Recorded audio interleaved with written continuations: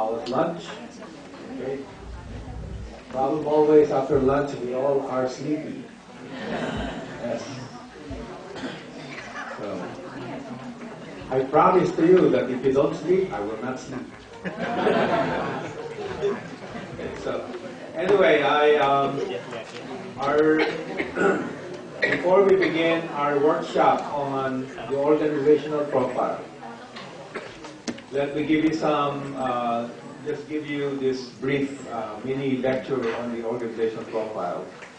And I will focus also on some aspects of the organizational profile that need further clarification, because I read the organizational profiles that you submitted. Okay. I know that it's not easy to prepare an organizational profile. Okay. That at the very minimum, in order to do an organizational profile, you need to have a strategic plan in place, right? So because it's during the strategic planning process where you actually have developed the answers, the responses to many of the questions that are being asked in the organizational profile. So, but I saw some concepts in the organizational profile where I saw a variation in understanding among the universities, among the profiles, like strategic challenge, core competence. So I will spend more on those subjects, on those topics. Okay. So let's begin our exploration of the organizational profile. So the organizational profile has two items. The first is the organizational description that has two areas to address: the organizational environment, P.1a, and organizational relationships, P.1b. A terminology that is included in P.1 that causes a lot of confusion among participants, among assessors, is the term core competence or core competencies. So I'll spend some time this afternoon talking about core competencies. Okay. Then the second item under organizational profile is the organizational situation. And the organizational situation has three areas to address: the competitive environment, where it talks about your competitive position, changes in your competitive environment, and then the key sources of comparative and competitive data.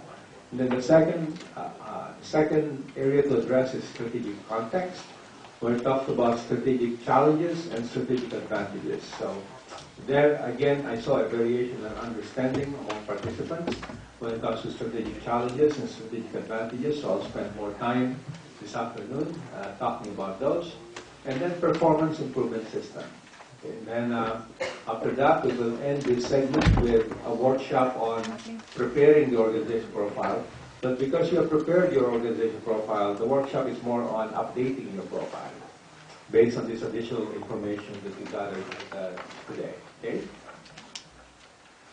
Why is the organization profile important in any PQA assessment? Why not go straight to category 1, 2, 3, 4, all the way to 7? Especially in PQA assessment, the profile is not evaluated. So why do you think is the profile important? As you were preparing your profile, what went into your mind in terms of why is this important?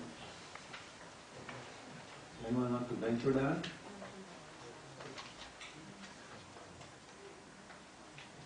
Yes, any volunteers? No, I'll take any answer. Even I don't know. Okay.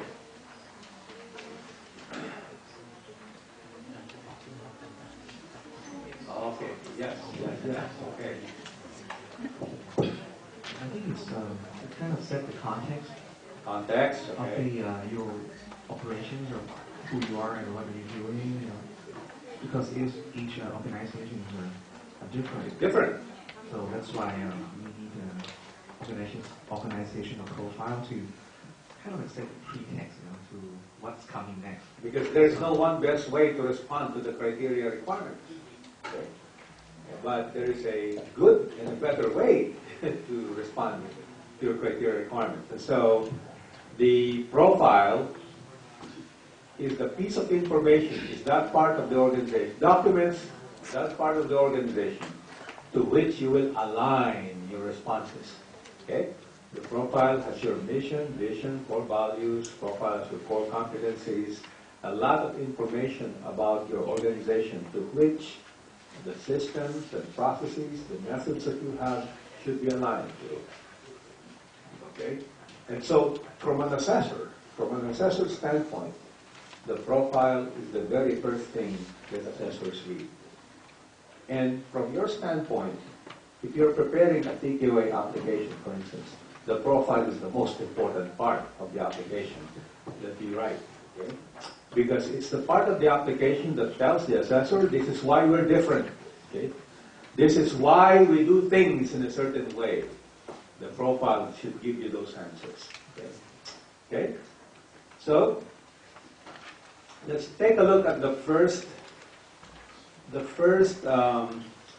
term in the profile, where I saw a variety of responses in terms of how you defined it. Okay, so hopefully with this we will have a smaller standard deviation in terms of the types of responses or the types of understanding that we have.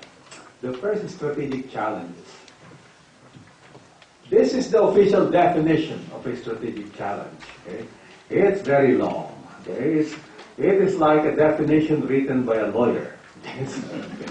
So it refers to those pressures that exert a decisive influence on an organization's likelihood of future success.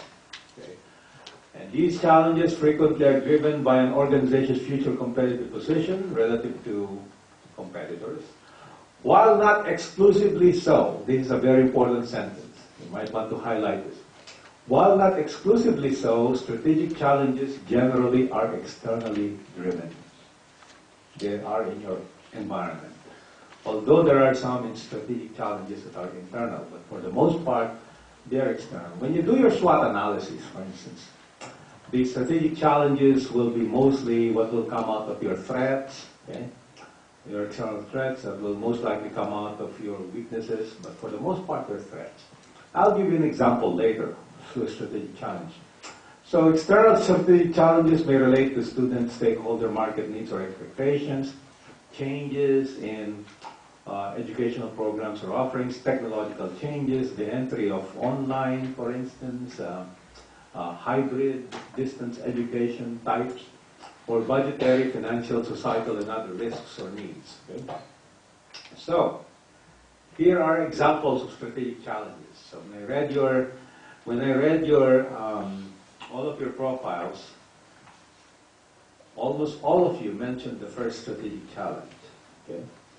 Okay? And then I added two other strategic challenges based on my experience. Okay?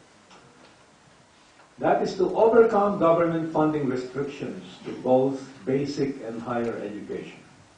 And as a result of these funding restrictions, okay, to both basic and higher education, these fewer restrictions, fewer funds. Oh, sorry. This should not be fewer. Okay, this should be funding. Okay, so the funding restrictions to basic education lead to more underprepared students entering college, right? Because if in the high schools they are not getting as much funding, then when they enter the university, then they will be less prepared to tackle university education. They will be less prepared in languages, in mathematics, in science, and so on. Okay.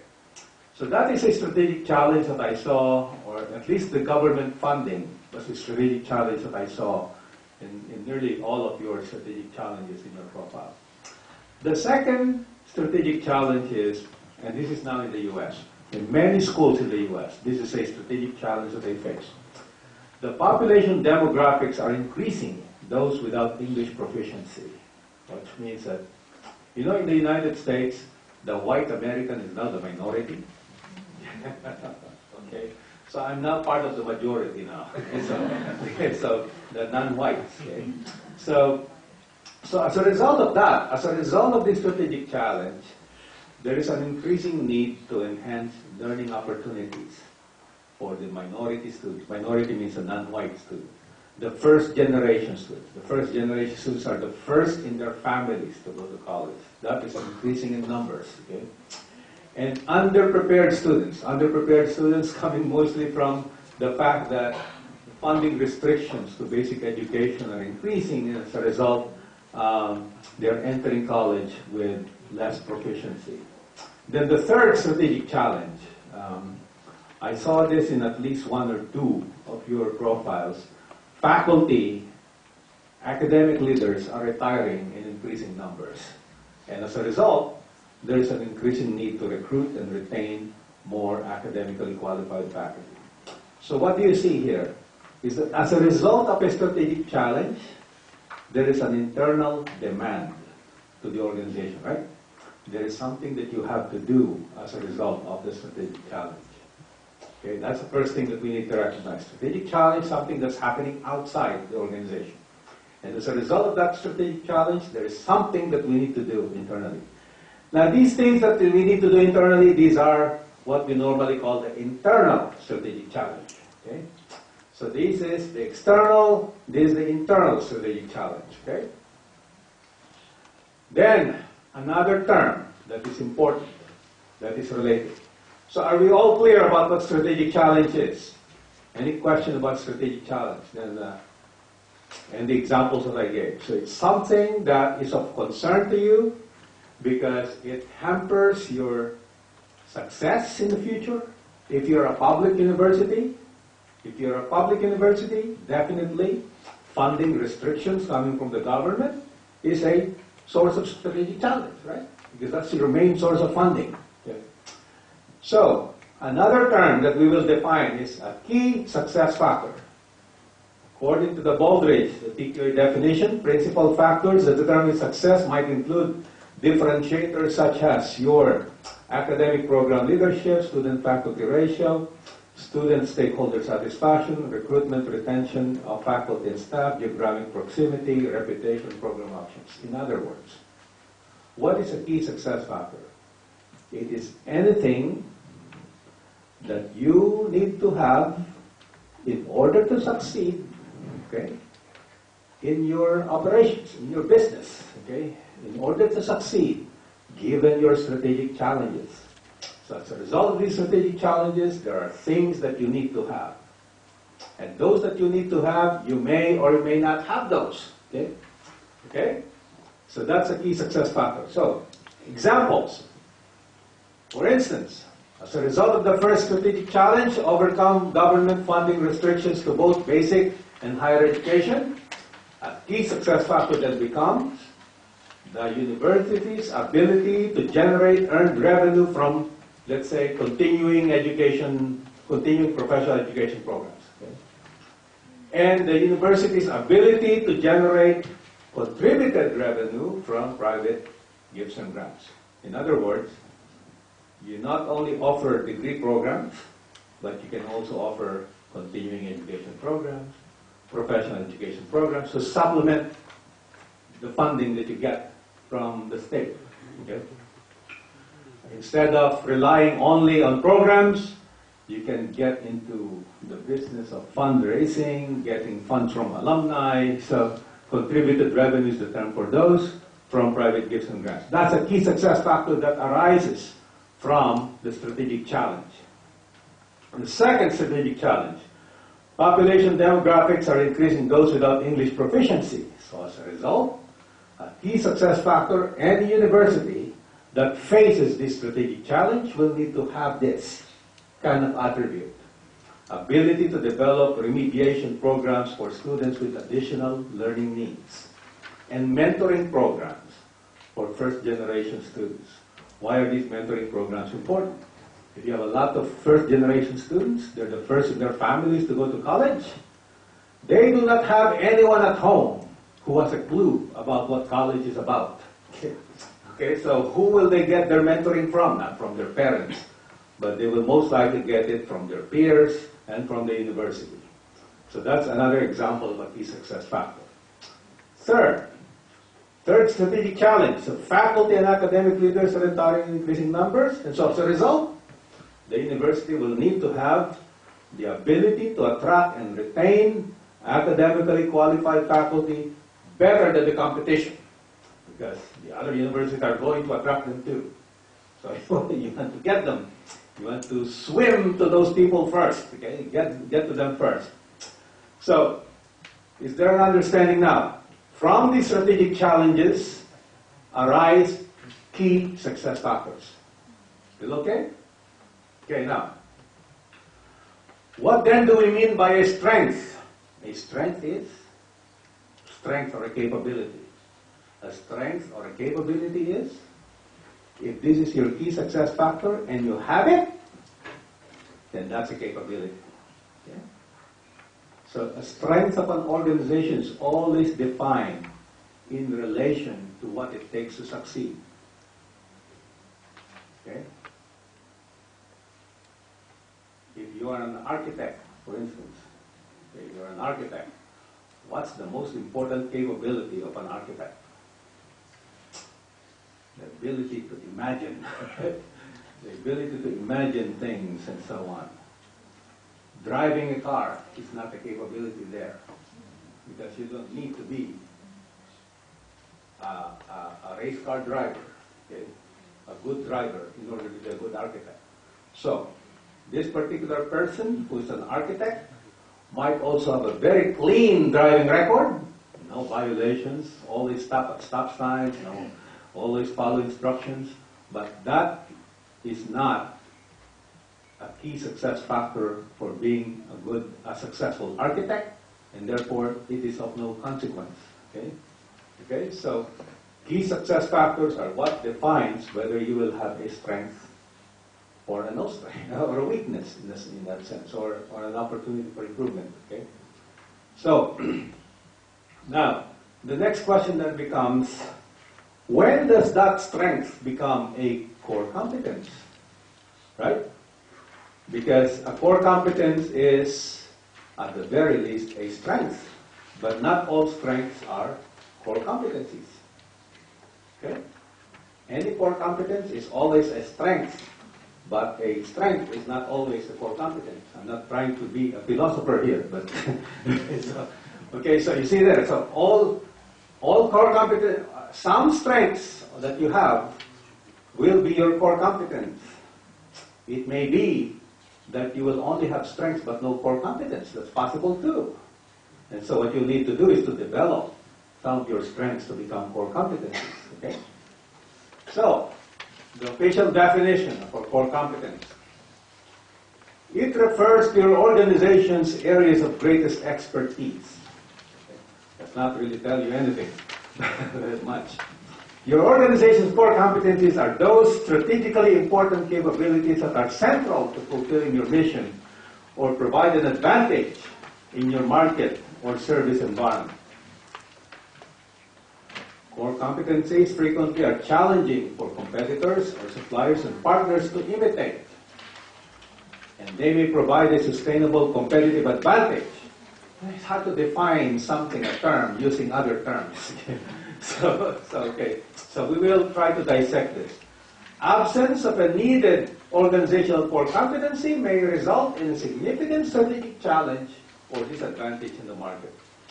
Core competencies may involve technology expertise or unique educational programs and services that are responsive to the needs of your students, stakeholders, and market. Okay. What does the theory says? Okay, the theory of core competencies and so on. What does theory say about core competencies? How does a capability, a strength, become a core competence? So to become a core competence, a capability must be unique in the marketplace and collective in nature. Let me define these and then I'll give you an example. What makes a capability unique? That means unique meaning you're the only one who has it. So the more your capability is unique, the more it is a core competence. Okay? What makes a capability unique? If it is rare. Rare meaning you're the only one who has it. So Sony, the core competence of Sony is the ability to make large things small. Okay? That's Sony. You know, the big stereo came up with the Walkman. Okay? And now the Walkman is it's much bigger than this. So Apple actually made it even much better. Okay? Sony, by the way, does not even do market research. Just like Apple on their jobs. It's not. Who would dream that someone could actually that a radio that only one person can listen to, okay, would actually be wanted in the marketplace at the time that Walkman was built. Okay, at that time, all radios are just like television sets. They're meant to be listened to by everyone who is within hearing distance, right? But Sony's founder, Sony's CEO, probably thought otherwise. Okay, who would have thought that telephones could also be computers?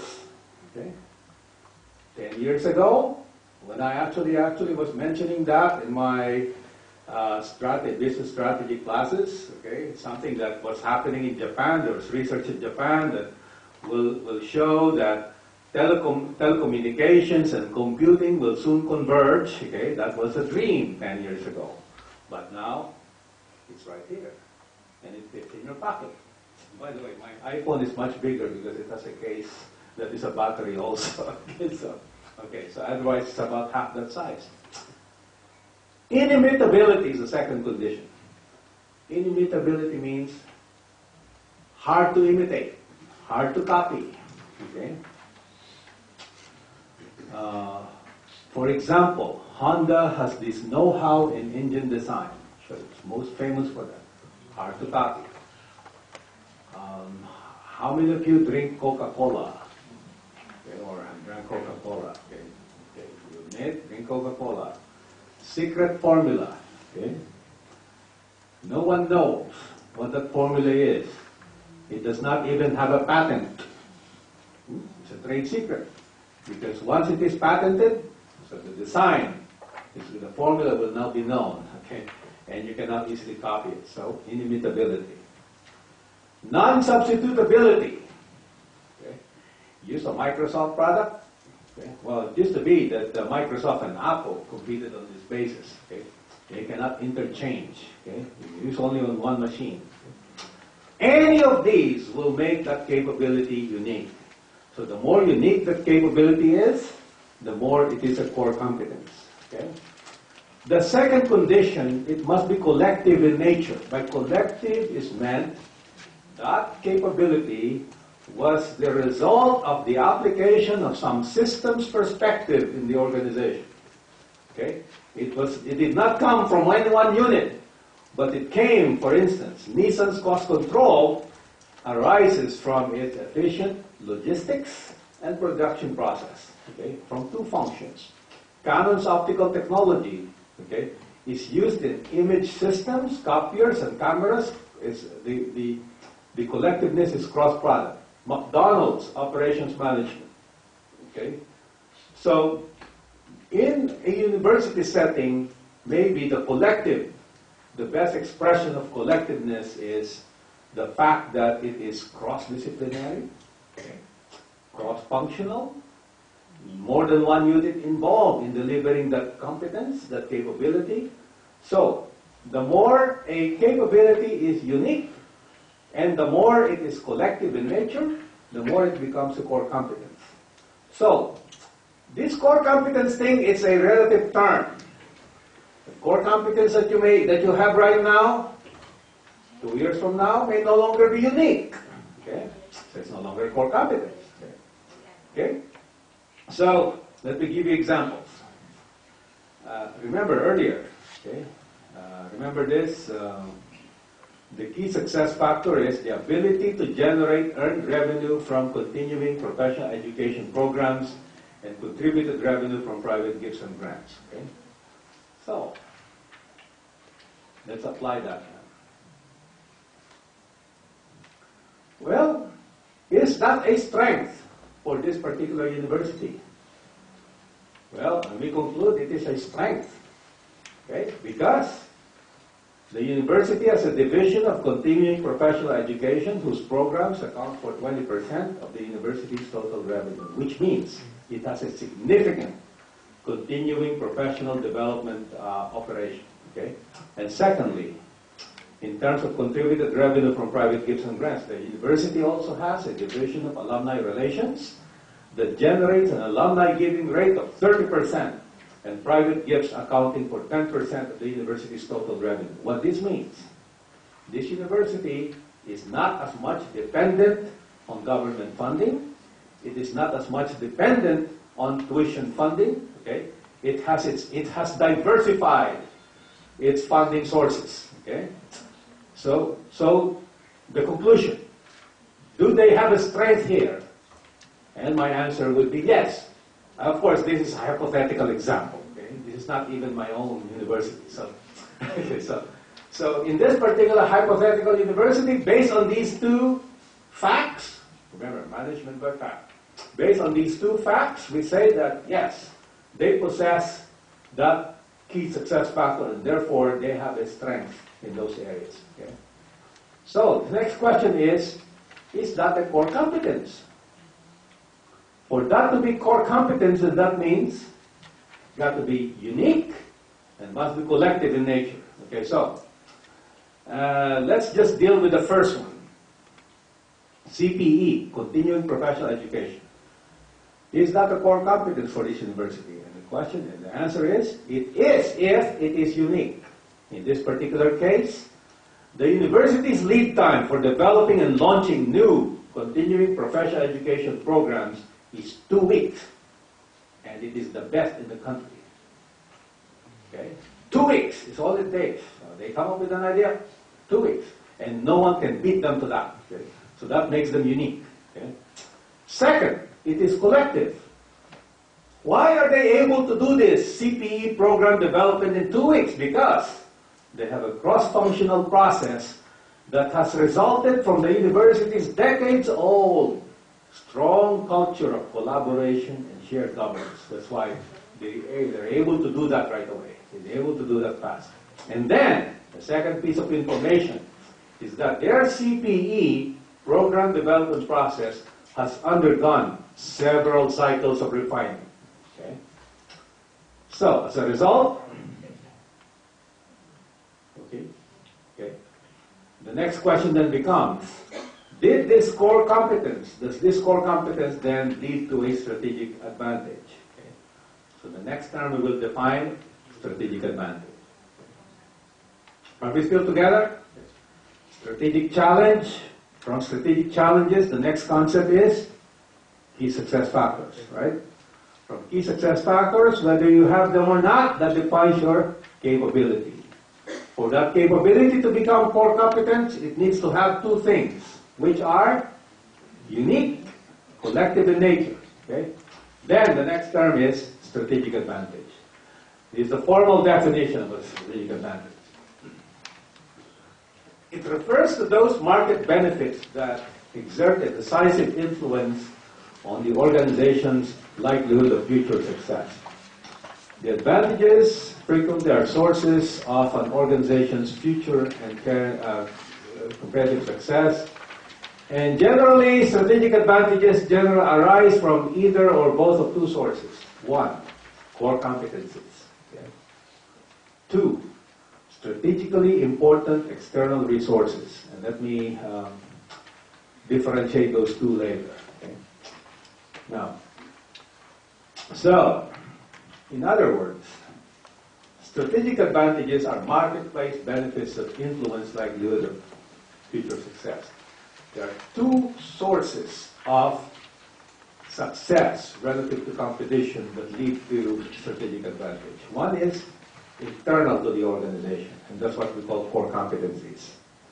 So your core competencies may lead to a strategic advantage. Second, another source of strategic advantage must be strategic resources and relationships. Had nothing to do with your core competencies. Okay? For instance, your political connections. Okay, so you university might have been founded by a well-connected political family, for instance, okay? That could be a source of strategic advantage, has nothing to do with your core competence. Or, you are a mining company, okay? And you are located right there in the source of gold, okay? And source of diamonds. That gives you a strategic advantage, had nothing to do with your core competence.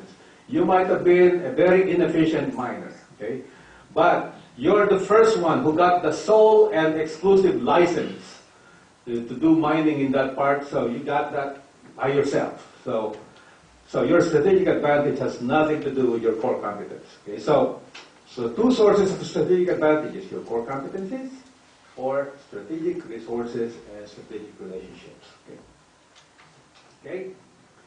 And by the way, when I say strategic resources, strategic relationships, I'm not making any value judgment as to whether they're good or bad. Okay? It just so happens that those things lead to strategic advantages. So let's go back to our old example. Okay? The continuing professional education, your ability to raise monies from external programs, and so the question is, the CPE has resulted in strategic advantage because, number one, the university has a dominant share of the continuing professional education market in many disciplines. Okay? Two, the university has been endorsed by many professional associations as the provider of choice for CPE. So, if the National Association of Accountants want CPE training in this new field in accounting, for instance, they go to the university, okay? Because they are now the provider of choice. Three, there is a long line of prospective instructors who want to teach in the university CPE programs because it will be good for them and their credentials. I used to teach at these universities. I'm the provider of this instruction, so there's a waiting list, okay, of instructors. So that's an indicator that you have gained a reputation. And four, no other institution has succeeded in competing against the university in any of its CPE offerings because they will be killed. So that's, now, if the organization has all of these, does it have a strategic advantage in CPE? Yes. Okay. So, a strategic advantage, you cannot just say, I have a strategic, my university has a strategic advantage here. Okay. You need to have data to confirm it. Okay. And the data that confirms it is not from your own shop. Okay. It is the marketplace that confirms it. Okay. So you see the flow. Strategic challenges, key success factors, capabilities, core competencies, okay? And then core competencies based on the results in the marketplace, okay? Then you may or may not have a strategic advantage based on your core competencies. And if you say you have other strategic advantages and you don't have a core competence, and you don't, then those strategic advantages would have come from strategic resources, strategic relationships. Okay? Are we together? Okay. So, when you do your exercise, workshop 2, okay, there are two things, and they start at page 8.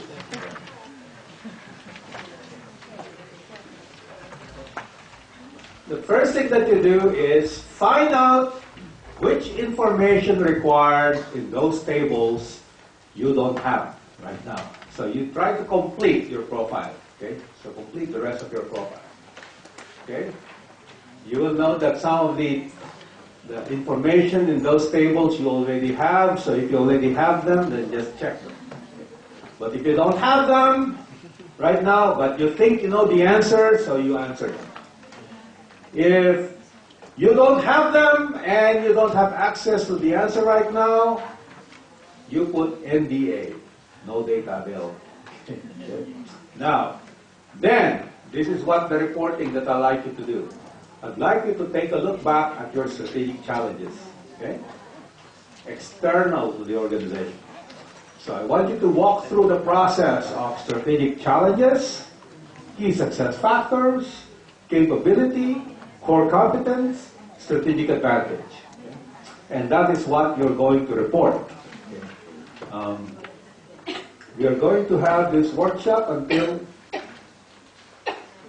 it's now 1:53.